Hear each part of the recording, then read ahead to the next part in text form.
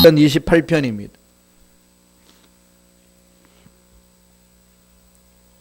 시편 28편 1절로 5절 말씀이 되겠습니다. 시편 28편 1절에서 5절까지 말씀,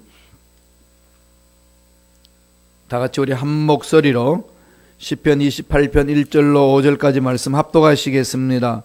야훼여, 내가 주께 부르짖어오니 나의 반석이여, 내게 귀를 막지 마소서. 주께서 내게 잠잠하시면 내가 무덤에 내려가는 자와 같을까 하나이다. 내가 주의 지성소를 향하여 나의 손을 들고 주께 부르짖을 때에 나의 강구하는 소리를 들으소서. 악인과 악을 행하는 자들과 함께 나를 끌어내지 마옵소서. 그들은 그 이웃에게 화평을 말하나 그들의 마음에는 악독이 있나이다. 그들이 하는 일과 그들의 행위가 악한 대로 갚으시며 그들의 손이 지은 대로 그들에게 갚아 그 마땅히 받을 것으로 그들에게 갚으소서. 그들은 야훼께서 행하신 일과 손으로 지으신 것을 생각하지 아니하므로 야훼께서 그들을 파괴하고 건설하지 아니하시리로다. 아멘. 이 말씀으로 다윗의 두려움이라는 제목으로 은혜 말씀을 나누겠습니다. 두려워하지 않는 사람이 있을까요? 감정을 가진 모든 인간은 감정이 살아있는 한 두려움이 없는 사람이 없다는 게 성서의 증언입니다. 모든 사람은 두려움이 있어요. 문제는 그 두려움의 대상이 무엇이냐가 중요하다는 거죠. 세상 사람들은 하나님을 믿지 않기 때문에 세상 문제 앞에 두려움을 떱니다. 죽으면 어떡하나? 죽고 난 이후에 우리 인생이 무엇인가? 이 두려움 속에 뜹니다. 죽고 나서 심판받을 것에 대한 너무 두려운 나머지 회피합니다. 그것을 피해버리고 그냥 세상 일에 빠져버립니다. 잊어버릴 수 있다고 생각하기 때문에, 아니면 쾌락으로 즐긴다든지 그렇게 나아갑니다. 그 반면에 하나님을 두려워하는 사람은 늘 하나님 앞에 내 삶을 돌아보는 거죠. 그래서 늘 그분을 만나려고 몸부림을 칩니다. 어차피 두려워할 수밖에 없는 것이 인간이라면 무엇을 두려워하며 살 것이냐, 이게 우리의 선택의 문제 아니겠습니까? 오늘 위대한 왕인 다윗이 시편 28편을 통해서 다윗의 두려움을 보여줍니다. 위대한 왕이었던 다윗은 엄청난 일을 많이 했지만은 엄청난 고난을 겪었습니다. 노년에는 아들 압살롬, 장남이었던 압살롬, 정말로 다윗이 아꼈던 사람, 장수였습니다. 미모도 뛰어나고 아주 모든 일에서 이 왕으로서의 이어받을 수 있는 그런 인물이었습니다. 참 사랑했어요. 그러한 압살롬이 그 왕을 왕자리가 탐나서 자기 아버지의 왕자를 뺏으려고 반역을 일으킵니다. 사랑하는 아들이 반역을 일으키니까 괘씸하기도 하지만 아들이니까 어쩔 수 없지 않겠습니까? 하루아침에 왕이 쫓겨나는 신세가 됩니다. 예루살렘을 버리고 도망가는 비참한 신세가 되었습니다. 그러면서 떨고 있는 거죠. 참 묘합니다. 어릴 때 다윗이 골리앗 앞에 서서 떨지 않았습니다. 당당하게 나와서 골리앗을, 그 당시 사울 왕도 떨고 있었고 다윗의 형들도 장수로서 전쟁에 참석했는데 떨고 있었고 모든 이스라엘의 장군들이 골리앗 앞에 떨고 있었는데 다윗만큼은 떨지 않고 담대히 나가서 다윗을 하나님의 능력 안에서 처단했어요. 멸해버렸습니다. 그런데 오늘 말씀을 보니까 압살롬이 반역을 했을 때에 아주 두려움을 많이 가지고 있는 것을 보여줍니다. 28편은 그때 지은 시입니다. 사무엘하 15장 14절 보실까요? 자막을 통해서 우리 사무엘하 15장 14절 다 같이 한번 읽어보겠습니다.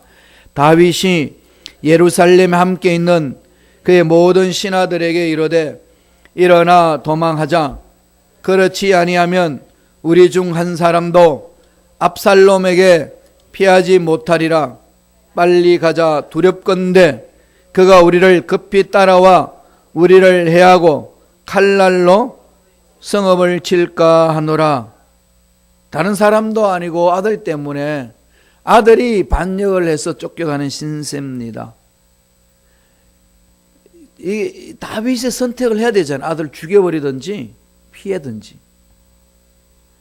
이 상황 속에 빠져있는 다윗은 도망갑니다. 너무 그냥 두려운 나머지 도망가는 거죠. 왕으로서의 이 신세가 말이 아닙니다. 너무 괴롭고 심란한 그런 마음으로 시를 읊조린 것이 저와 함께 여러분들 읽었던 시편 28편 이 말씀이에요. 무엇을 두려워하고 있나요?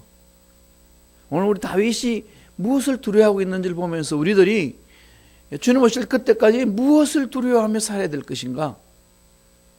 말씀을 통해서 우리는 배울 수 있습니다. 첫째로 다윗은 내게 귀를 막지 마소서 하나님 앞에 이 두려움을 표시합니다. 내게 귀를 막지 마소서. 하나님, 내게 귀를 막지 마소서. 내가 부르짖는 소리에 귀를 막지 말라는 겁니다.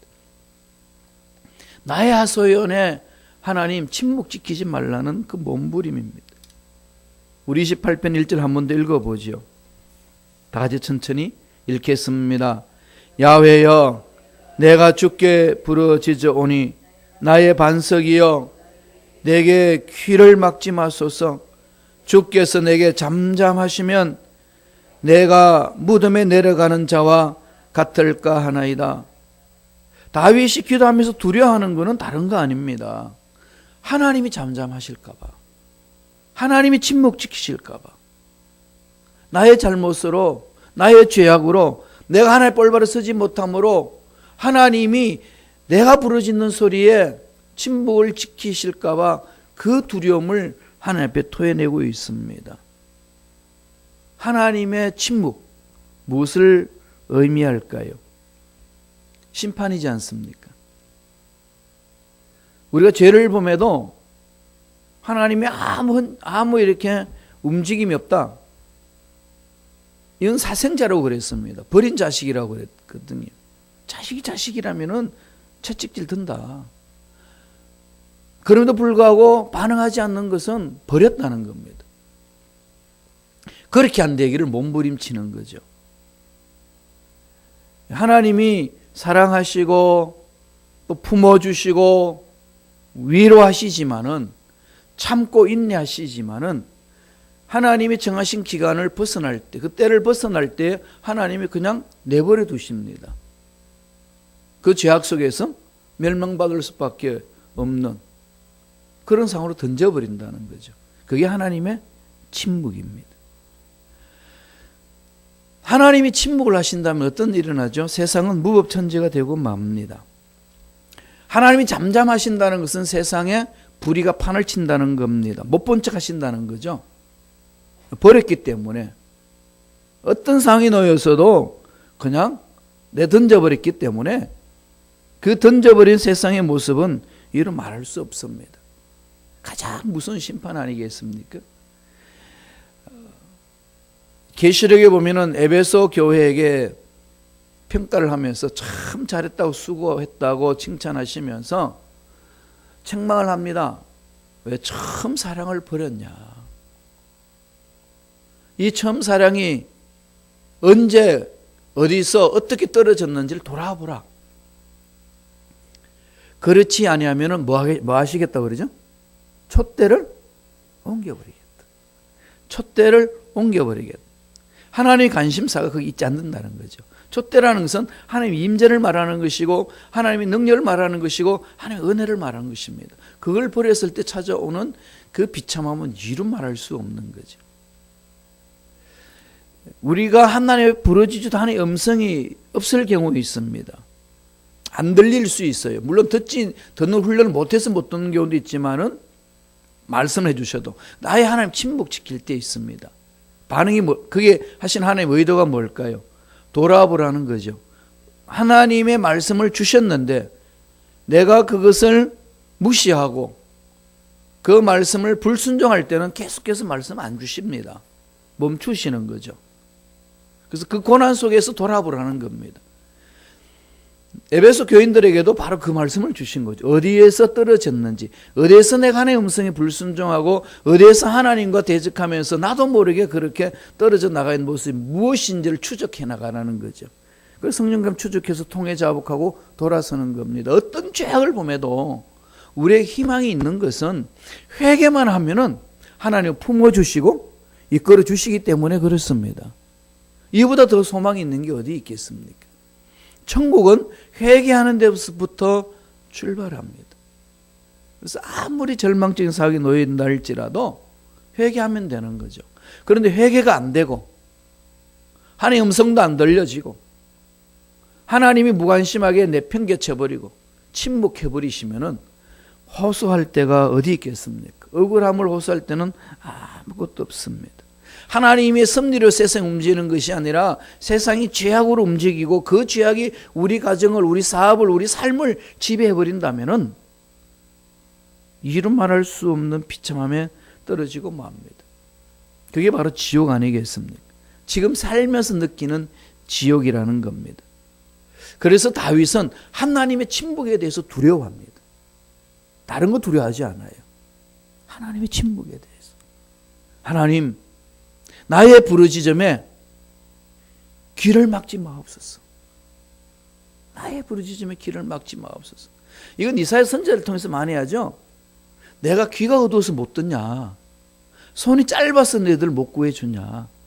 너와 나 사이에 죄악이 가로막고 있기 때문에 그런 것 아니겠냐?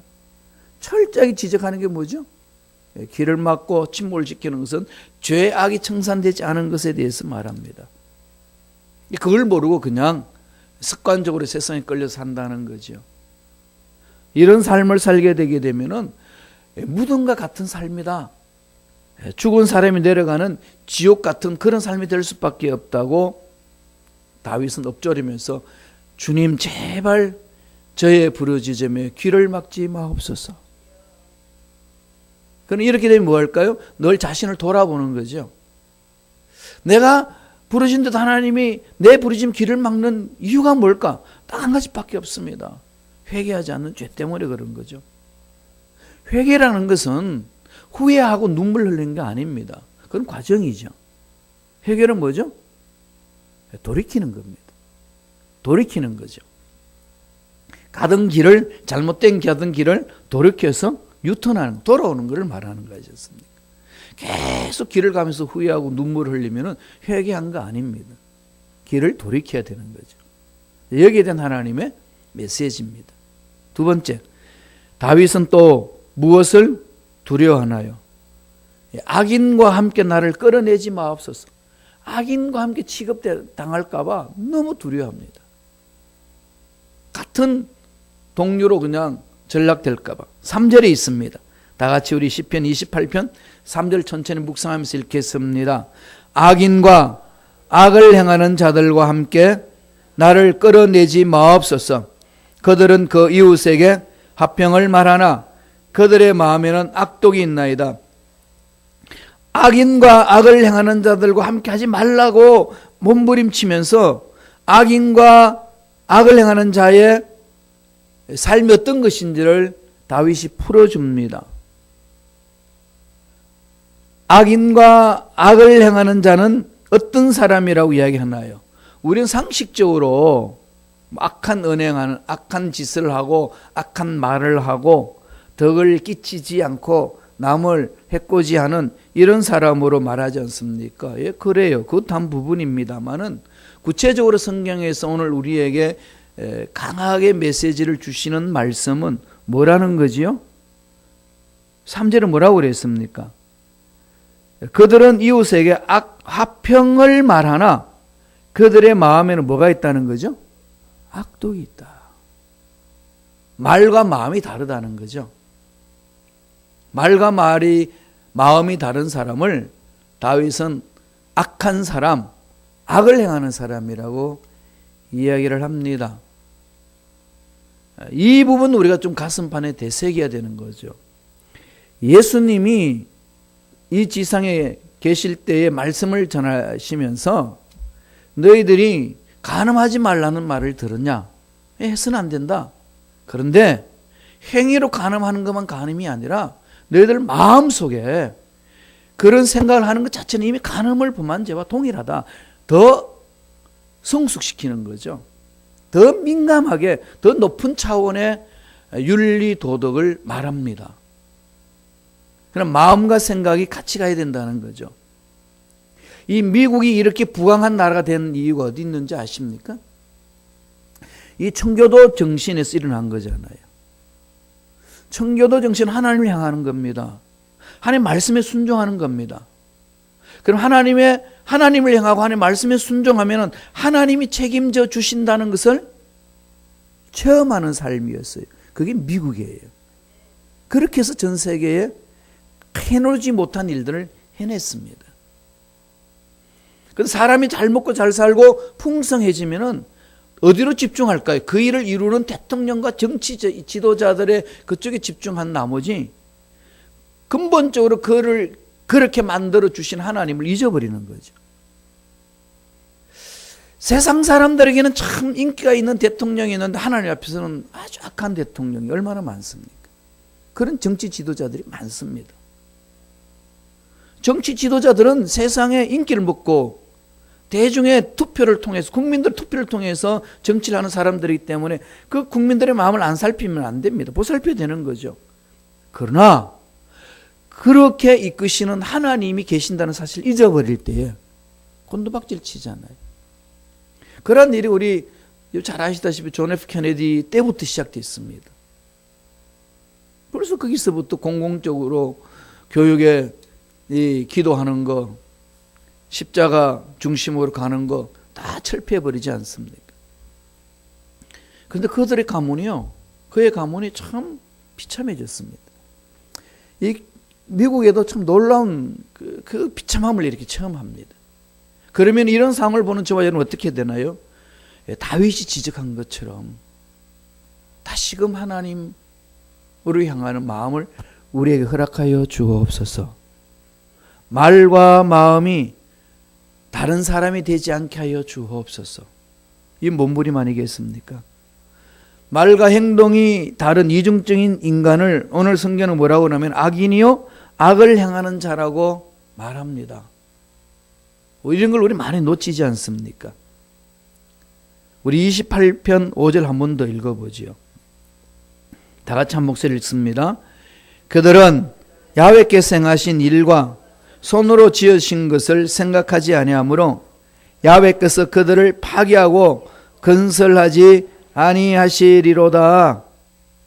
구체적인 행실이 나쁜 사람만 악인이나 악을 행하는 자가 아니라 마음과 생각이 아예 하나님으로부터 떠나는 것, 하나님의 섭리에서 벗어나는 것. 그래서 말하는 것은 그럴듯한데 마음은 그렇지 않는 사람들을 하나님 보시기에 악인이요 악을 행하는 사람이라고 그렇게 말씀해 버립니다. 우리는 여기에서 놓치지 말고 이 말씀을 부여잡고 몸부림쳐야 됩니다. 이런 이중적인 사람 뭐 약하니까 어쩔 수 없지 않느냐, 이렇게 슬렁슬렁 넘어가서는 안 된다는 거지요. 몸부림쳐야 됩니다.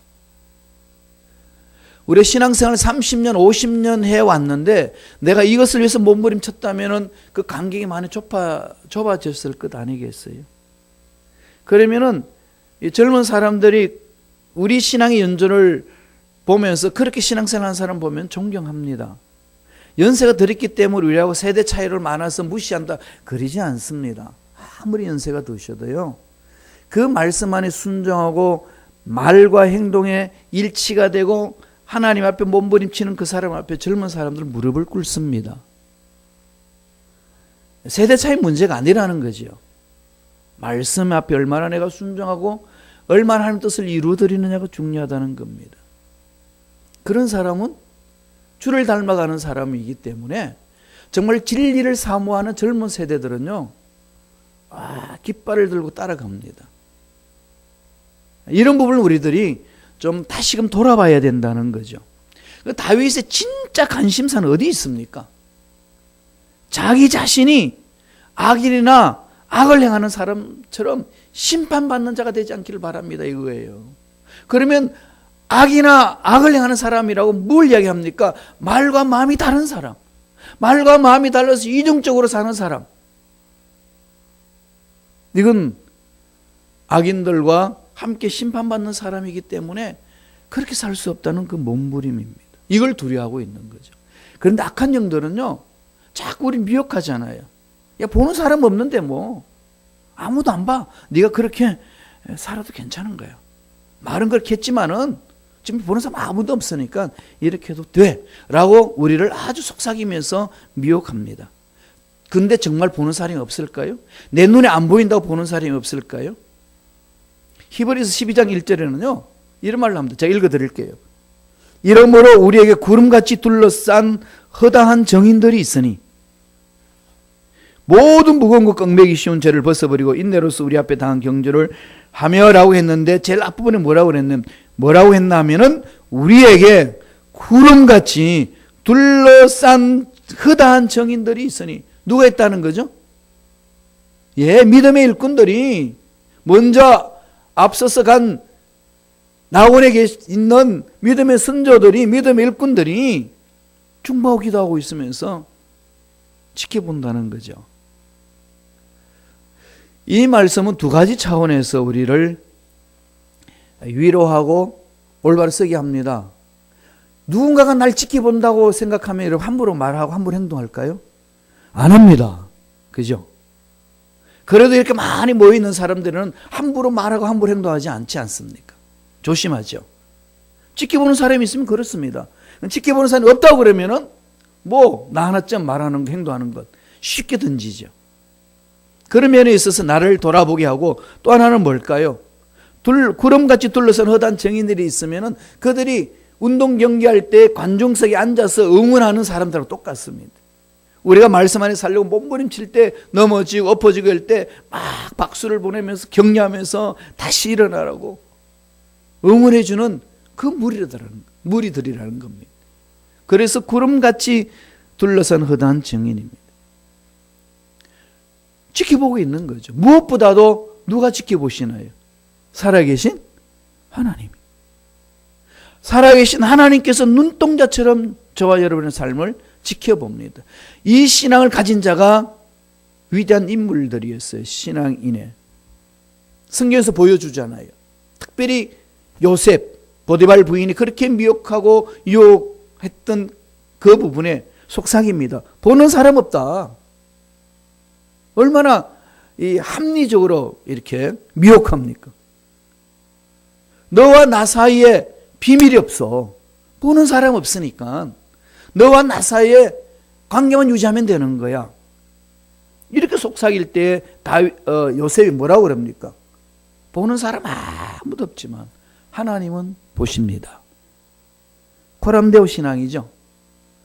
이 신앙이 요셉을 요셉 되게 만들었습니다. 다윗도 그랬어요. 다윗이 두려워하는 것은 그 부분이죠. 그래서 실제적으로 그런 하나님을 의존하고 나니까 어떠한 고백을 합니까? 막 처음에는 두려워하다가 새로운 이 마음을 갖고서 이런 고백을 합니다. 시편 28편 7절 8절이에요. 한번 읽어보시죠. 다 같이 읽겠습니다. 야훼는 나의 힘과 나의 방패이시니 내 마음이 그를 의지하여 도움을 얻었도다. 그러므로 내 마음이 크게 기뻐하며 내 노래로 그를 찬송하리로다. 야훼는 그들의 힘이시여 그의 기름 부음 받은 자의 구원의 요새이시로다. 어떤 분이라고 얘기합니까? 자기를 보호해 주시는 분, 자기를 지켜주시는 분, 자기를 구원해 주시는 요새라고 엎조리고 있지 않습니까? 구절에서도 그러고 있어요. 백성을 구해 주시고 복을 주시고 목자가 되신다는 거죠. 구절 한번 읽어보지요. 다 같이 한 목소리 천천히 읽습니다. 시편 28편 9절이에요. 주의 백성을 구원하시며 주의 산업에 복을 주시고 또 그들의 목자가 되시어 영원토록 그들을 인도하소서. 목자가 되소서. 이 목자 말 여러분 들어보셨잖아요. 다윗이 내게는 부족함이 없다라고 고백할 때 뭐라고 이야기했죠? 무엇 때문에 부족함이 없다고 고백했나요? 야훼는 나의 목자시니. 야훼가 나의 목자신데 뭐가 부족함이 있느냐?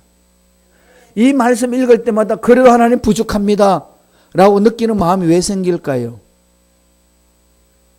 이건 하나님과 관계의 문제 아니겠습니까? 정말로 그 마음을 우리는 살아계시고 전능하신 하나님 앞에 쏟아놓아야 됩니다. 다윗은 구구절절히 그것을 고백하는 거죠. 야훼가 목자시니까 우리를 도와주신다. 우리는 부족함이 없다. 그래서 기뻐할 수 있고 절구할 수 있고 승리할 수 있다는 거죠. 그러면 목자 대신 야훼가 악인과 함께 나를 그렇게 취급해버리는 순간이 나에게 떨어질까 봐 다윗은 두려워했습니다. 악인과 함께 취급하는 건 뭐라고 그랬죠? 말과 삶이 다른 것. 말은 그럴듯하게 하는데 마음은 다릅니다. 그런데 사람은 그걸 모르지만 하나님은 정확하게 지켜보신다는 거죠. 그래서 여기서 벗어나지 않도록 하나님 지켜달라고. 말과 마음이 행동이 같아질 수 있도록 하나님이여 붙들어 주옵소서. 이것을 하나님 앞에 엎조린 사람이 오늘 시편 28편에서 보여준 다윗입니다. 이게 우리가 추구해 나가들 자세 아니겠습니까? 어차피 한번 살다가 하나님 앞에 갑니다. 지금은 과정이에요. 과정이 좋을 수도 있고 힘들 수도 있습니다. 그러나 좋든지 힘들든지 안 좋은 상황이 주어지든지 언제 어디서나 하나님은 우리 눈동자처럼 지켜보십니다. 그분이 나의 목자가 되실 때 부족함이 없고 행복을 맛보는 인생이 될 줄로 믿습니다. 기도하겠습니다. 하나님 아버지 감사와 찬양을 드립니다. 야훼 하나님이 목자이시기 때문에 내게 부족함이 없다라고 고백한 다윗처럼 우리들도 목자 되신 야훼로 인하여서 부족함이 없고 행복감이 있고 기쁨이 있고 즐거움이 있고 담대함이 있는 그런 삶이 되기를 원합니다. 성령이여 우리를 사로잡아 주옵소서. 우리의 생각과 우리의 마음과 우리의 말과 우리의 행동이 일치를 이룰 수 있도록 주여 우리를 지켜 보살펴 주옵소서. 예수 이름으로 맹하노니 보는 사람이 없다고 함부로 말하고 함부로 행동하고 또 마음과 말이 다르게 만드는 모든 흑암의 세력들은 떠나갈지어다. 미혹하는 마귀는 사라질지어다. 머리부터 발까지 모든 육체 질병도 깨끗하게 남을 입을지어다. 병만은 떠나갈지어다. 모든 암세포는 사라질지어다. 하나님께서 우리를 사랑하시사 이 세상에 보내주셨음에 하나님 뜻대로 살아갈 수 있도록 지혜와 총명과 명철과 능력을 다하여 주시고 어떤 상황에서도 흔들리지 않는 믿음을 주시고 주님의 피 묻은 손으로 안수하여 주셔서 답답한 마음 시원하게 만들어 주시고 병든 육체 깨끗하게 치료하여 주셔서 강건한 육체로 주님 오실 그때까지 병원 신세지지 않고 강건한 육체로 하나님의 일을 감당하는 믿음 일꾼들에게 축복하여 주옵소서. 은혜 감사하여 예물 드립니다. 믿음으로 드립니다. 물질의 주인 하나님이시오 인생의 주인 하나님이시오 우리 시간의 주인 하나님이심을 고백하며 드립니다. 믿음으로 드린 손길 축복하셔서 일상생활에 부족함이 없는 놀란 복이 하나님께서 공급해 주심으로 체험할 수 있도록 역사하여 주옵소서. 감사하고 예수님 이름으로 축복하며 기도드리옵나이다. 아멘.